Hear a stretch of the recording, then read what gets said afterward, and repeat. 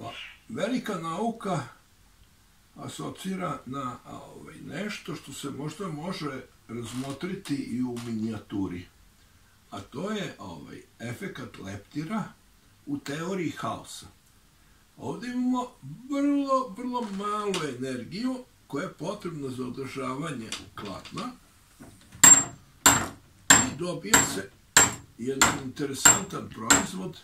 Znači, to prilično se može voditi kao analogija sa teorijom haosa.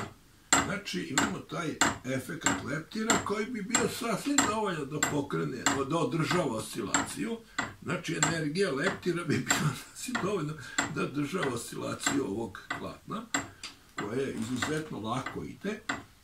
Tako da neke male varijacije mogu da prouzrokuje tamo znatno veće efekte. Tako da, eto, imamo nešto što asocira jedan mehanizam, mehanički, koji asocira na teoriju haosa. Znači, imamo mehanički model koji je tu realizovan.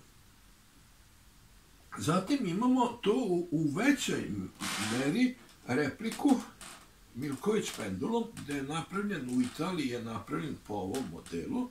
Napravljen je znatno veći model, gde ovaj teg ima 1340 kg, a na suprotne strane čekić ima, ili ručak, ima istu težinu, tako da čovjek sa rukama pokreće tako veliku masu, zamislite, pokreće tako veliku težinu. E sad, do čega se došlo? Putem eksperimenta je zapaženo da ova stara konstrukcija koja se uglavnom koristi u svetu, kod raznih replika i naučnih radova, je dobra za rotacione uređaje, ali nije dobra za oscilacije, jer se neprestano sve kuglice neprestano menjaju smer rotacije, zato kako ide klatno. Kod rotacije se to ne događa.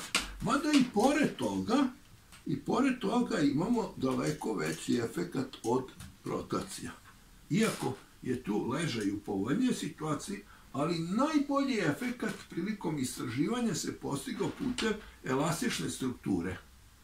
Znači, tu imamo nešto gde se postigla i zadovoljavajuća brzina i daleko veći efekat, veća efikasnost uz veoma nisku cenu. Elastične trake su izuzetno jeftine i ova konstrukcija takođe veoma jednostavna, kupuje se po nekim smešnim cenama, malte ne na kilogram.